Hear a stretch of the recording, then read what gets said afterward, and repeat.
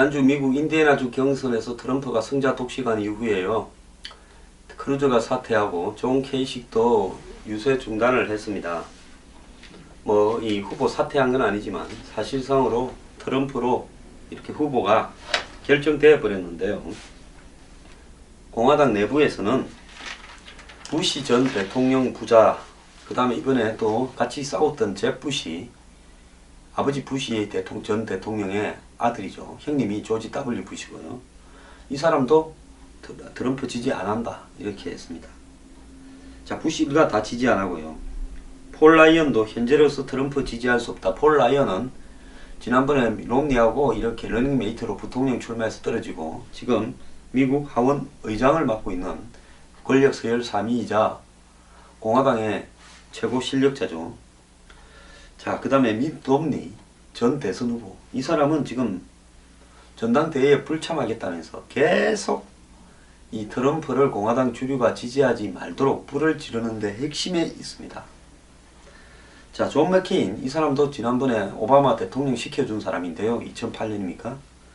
근데 이 사람도 트럼프 때문에 내 상원 선거도 힘들어져 전당대회 불참하겠다 했습니다. 이 밥돌 전 상원의원만 전당대회 때 잠깐 들르겠다 하고 있습니다. 자, 그래서 트럼프가 이 12일 이 공화당 주류를 대표하는 하원 의장 라이언과 담판을 벌이겠다는 겁니다. 즉 공화당의 주류는 트럼프가 자기의 정책을 다 포기하고 공화당의 핵심 정책을 받아야 이를 인정해 주겠다. 이렇게 지금 이야기하고 있고요. 또 공화당 내부에 강경 보수주의자들은 제3 후보를 만들어서 트럼프를 떨어뜨려야 된다는 이야기를 여전히 하고 있습니다.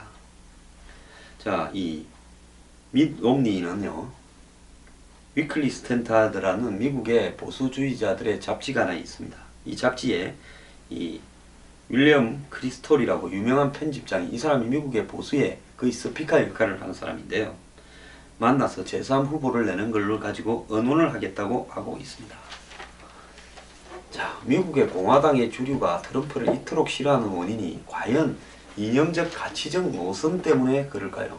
한국에서 요즘 보수 진영 안에서 무슨 진성 보수니 위장 보수니 시끄러운데요. 근데 적어도 미국의 보수는 정책을 갖고 니하고 나하고 다르다라고 포장할 줄 아는데 한국에는 위장 보수니 아닌 논쟁이, 정책도 안 이루고 너무나 저열하기 짝이 없어서 사실 기가 찹니다. 근데 미국의 진성 보수라고 주장하는 보수들 그 정책도요, 솔직히 말하면 미국의 월가, 글로벌 다국적 기업, 그리고 상류층의 이해를 대변하는 정책들이 대부분입니다. 공화당 주류가 그냥 밑바닥 서민 보수 당원들을 트럼프한테 뺏겨버렸겠습니까? 지금 공화당은요, 상층의 껍질만 남아 있습니다. 공화당을 상징하는 것이 뭡니까? 코끼리 아닙니까? 왜 미국의 각종 만평에 코끼리가 죽어버렸다라는 이야기를, 그림을 그려놓겠습니까? 그건 뭔가 하면요, 당원이 밑바닥에 당원이 다 도망을 가버린 그 정당이 주축들이 빠져버리니까 지금 집이 무너져 버리는 거 아니겠습니까? 그 집구석에 앉아있는 것들이 지금 무슨 진성 보수 논란을 벌이고 있는 겁니다. 거기에 말하는 보수의 가치라는 것은 철저하게 기득권과 가진 자와 이런 사람들의 이해에 봉사하는 가치지요. 그 가치가 무슨 올바른 시장 자유주의 이런 부분을 논의하는 가치라도 됐으면 말도 안 하겠습니다. 자, 트럼프하고 공화당이 뭐가 다른가 정책했어요. 오늘 조선일보가 표를 만들었는데, 무슬림에 대해서 종교 자유는 헌법 정신이다. 공화당이 그렇게 이야기하고, 트럼프는 일시적 입국 금지가 필요하다. 무역협정에 대해서는 공화당 주류는 FTA, 즉 자유무역을 지지하고, 트럼프는 TPP 등 자유무역을 반대한다. FTA도 재검토해야 된다. 이런 입장이고, 사회보장제도에서는 공화당의 주류는 최소화해야 된다. 자, 여기서 지금 서민보수가 다 도망간 겁니다. 미국에요, 노인층에 이르는 서민노인층은 그야말로 돈 한 푼 없고 연금도 다 그 금융위기 등으로 반토막 나가 있는데 그 복지를 축소하겠다고. 트럼프는 정부의 역할이 어느 정도 필요하다라고 이야기합니다. 이민정책에서는 공화당 주류는 부분적 통제가 필요하고 트럼프는 불법 이민자를 추방해야 된다. 자, 이거는 결국은 뭡니까? 임금의 수준하고도 연관되는 겁니다. 불법 이민자들은 주는 대로 받으니까요. 미국의 허드렛 일에 임금이 너무나 싸졌고 한마디로 이 서비스 업종의 임금이 너무나 싸져버렸던 겁니다. 대외 정책에서 공화당 주류는 대외 문제에 능동적으로 대처해야 된다는 거. 트럼프는 신고립주의, 미국 우선주의를 가야 된다. 근데 여기에 미국 국민들의 57%가 신고립주의를 찬성하고 있고 공화당 지지자층은 트럼프 지지자층은 67%가 찬성하고 있다. 이런 이야기가 지금 나오고 있습니다. 자, 그런데 대외 문제에서 적극적으로 하자는 배경에는 그래야 무기를 계속 팔아먹는 한마디로 군산 복합체의 입장도 담겨 있는 겁니다. 미국이 과연 이라크 전쟁을 일으킬 때 그냥 오판만 해가 이라크의 사담 후세인이 미국을 갖다가 테러하려고 한다라는 그런 오판만 해서 대량 살상 무기를 만들고 있다라는 오판만 해서 그렇게 했을까요? 살상 무기가 있든 없든 미국을 치려고 하든 안 하든 관계없이 이라크를 이번에 들러내어서 정권을 교체시켜서 그러면 싸움도 좀 해야 될 거고 무기니 이라크 재건 비용이니 엄청 들어가니까 거기서 뽑아먹을 게 많겠다. 또 유전을 하나 장악해야 되겠다. 이런 의도들이 없었을까요? 저는 100% 있었죠. 그 의도가 우선이 되어서 그 일이 벌어졌는데 미국의 이라크 전쟁 때 관련되었던 각종 어떤 재건 비용이나 이런 데서 일어난 비리들을 제가 그 오무정기 사태 때 개입하게 되면서 얼마나 미국 정부의 돈들이 이라크에서 도둑질 되어져서 사라지는가를 제가 두 눈으로 똑똑히 봤습니다. 그래서 이런談판이 뭔 어떤 결론이 올 거라고 저는 보지는 않고요. 서로가 대화를 안 하니까 그냥 남놈도 있고 해서 하는 거지. 트럼프가 만약에 공화당 주류가 자기를 지지해주는 조건으로 주류의 정책을 그대로 다 받고 자기 정책을 포기한다면 트럼프는 100% 대선에 떨어집니다. 트럼프는요, 죽이 되든 밥이 되든 이제 자기의 칼날을 가지고 대선을 향해서 가야 되고 공화당 주류를 자기가 잡아먹어버려야 대선에서 당선되는 겁니다.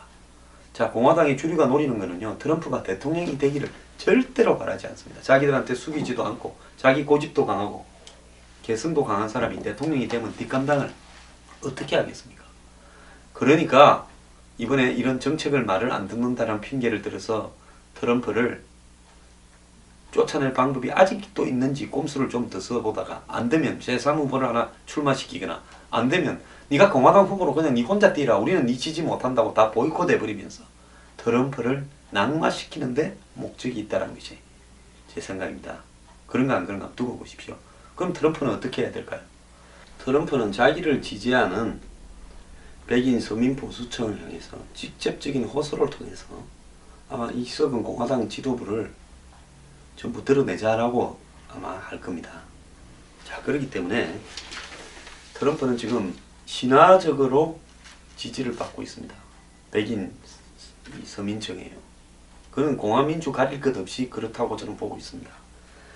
자, 이 사람들이 지금 자유무역이니 한마디로 미국의 금융 투기 자본이니 그 다음에 글로벌화를 주장하는 그런 어떤 이 상류층들 때문에 국민의 절반이 FTA 등으로 일자리를 뺏겨버리고 있고 한마디로 큰 금융 사기꾼들은 망해도 우리 세금이 다 투입되는데 우리 연금이 금융 사기로 금융위기 때 반토막이 나도 반의 반토막이 나도 누구 하나 도와주지 않았다. 자, 우리는 봉이냐? 미국의 주인이 누구냐? 이렇게 가진 자와 가지지 못한 자 사이에 지금 대결이 일어나고 있는 겁니다. 가지지 못한 자들이 반란을 표로서 지금 트럼프한테 보이고 있는 겁니다. 지금까지 트럼프가 힘이 없었다면 죽으려면 벌써 죽었고 끝났을 겁니다. 온갖 수를 다 써도 후보로 확정되는 데까지 왔습니다. 자, 지금 죽이려 한다고 죽겠습니까? 트럼프 힘은 더 강해질 겁니다. 여기서 보여주는 건 뭔가 하면요, 온갖 허위적 가치로 무장된 미국의 공화당, 미국의 보수 진영이 네오콘이라고 부르는 무슨 그런 어떤 신보수주의, 신자유주의, 또 미국의 보수 강경파들이 한마디로 지식인들끼리 워싱턴 DC나 뉴욕의 호텔에 앉아서 토론회하고 세미나하고 자신들끼리 이해관계 커넥션을 유지하면서 그것이 마치 대단한 가치가 있느냐 하면서 자신들의 정작 죽으라고 지지해준, 선거만 열리면 무조건 표를 찍어주는 공화당의 이 바닥 서민보수층을 외면한 결과 서민보수층이 이제 트럼프라는 인물을 통해서 등을 돌렸다는 겁니다. 한국의 새누리당이나 한국의 보수 진영에요. 저는 큰 경각심을 던져주고 있다는 거고, 한국에서 보수를 지지하는 국민들의 인내도 미국 못지않게 한계에 갈 거라고 보고 있습니다. 보수를 누구 때문에, 특정한 사람 때문에, 특정한 누구 때문에 하는 거 아닙니다. 보수를 한다는 것은 보수 진영을 지지하는 국민들이 이걸 해야 내 이해에 도움이 되고 내 정서에 맞기 때문에 하는 겁니다. 거기에 정서보다 더 중요한 게 경제적 이해입니다. 근데 그런 부분을 다 배신하면서 보수라는 어떤 가치가 마치 대단한 것처럼 포장을 해서 영원히 지지해 줄 것처럼 사기를 치다가 그 보수의 지식 사기꾼들, 지식 장사꾼들이 지금 다 무너져 가고 있다는 겁니다. 저것들만 그걸 모르고 있어요. 한국도 마찬가지입니다.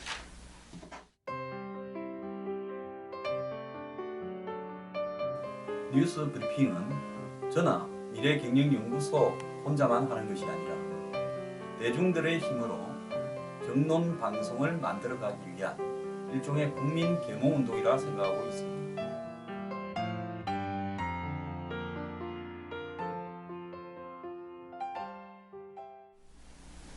트럼프보다 더 난리난 데가 일본입니다. 일본은 그 헌법 개정을 지금 추진하고 있고 또 작년에 법률 개정까지 해서 집단적 자위권 보장이라는 부분을 집어넣으면서 평화헌법 체제를 없애고 미국과 함께 동맹 체제를 이렇게 만들어서 중국에 대응하려고 이렇게 하고 있던 참이었는데, 트럼프가 지금 생겨버리면서 일본의 아베 정권의 중요한 외교 안보 정책의 방향이 또 헌법 개정의 방향이 전부 지금 헷갈리게 생겼습니다.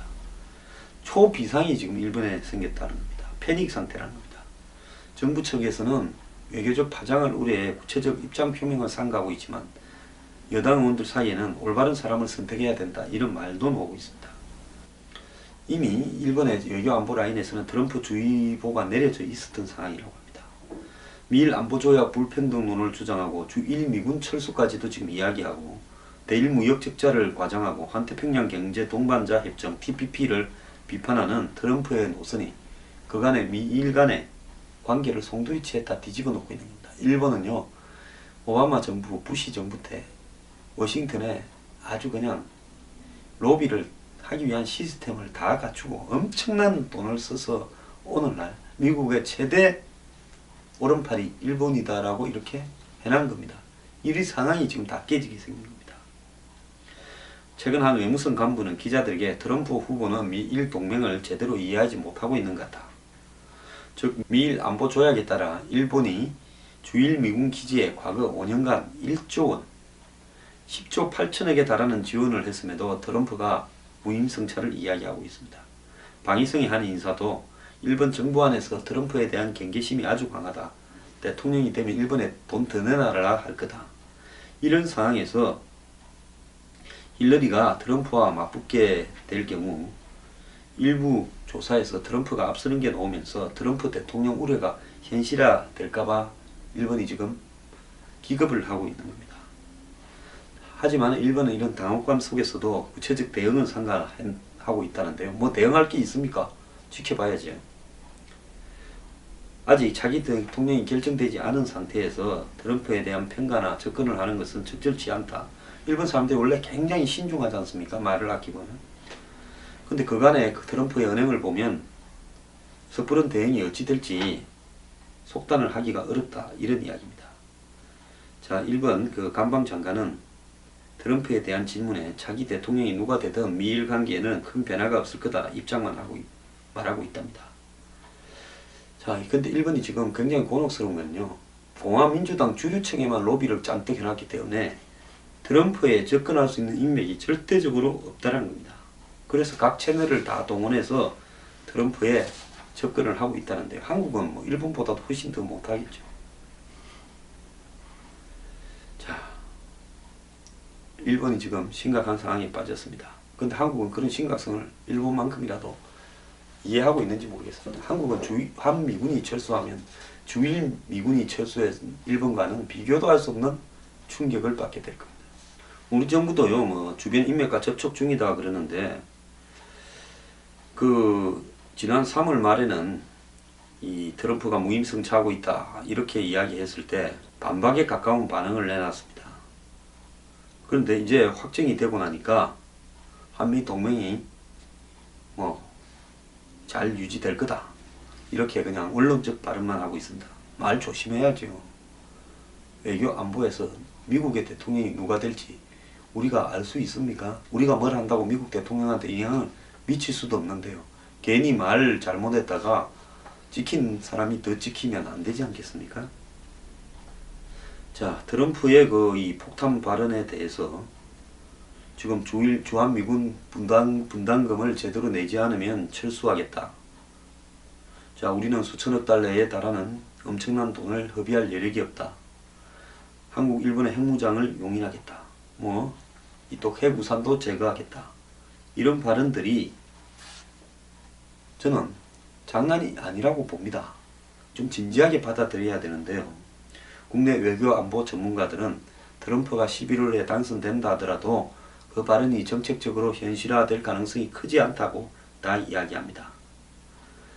자, 트럼프는 표심을 자극하려고 저러는 거다. 당선되면 바뀔 거다. 이것도 또 웃기는 이야기예요. 진짜 안 그럴 수 있습니다. 왜? 트럼프는 오바마나 부시가 아니기 때문에 그렇습니다. 클린턴이 아니죠. 정치했던 사람이 아닙니다. 이 대목에서요, 우리나라 정부는 트럼프 문제에 대해서 굉장히 말을 아끼고요, 신중하게 접근해 가야 될 거라고 보고, 그 다음에 트럼프가 요구하고 있는 부분에 대해서 무슨 반박을 하거나 이렇게 해서 해결될 문제는 아닙니다.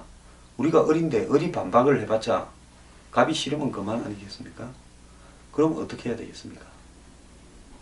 자, 그렇다면 내부적으로는 트럼프 말에 틀린 논리들도 준비를 해두고 해야 되겠지만, 여기서 진짜 중요한 부분은요, 트럼프의 현상의 본질과 실체를 이해하고 트럼프 같은 인물이 왜 여기까지 왔는가, 이 부분은 미국 사회의 한마디로 흑수저들, 가지지 못한 다수들이 어떤 생각을 가져서 여기까지 왔는가, 그럼 이 사람들은 앞으로 한국이나 이런 안보 동맹 국가를 어떻게 생각할 것인가.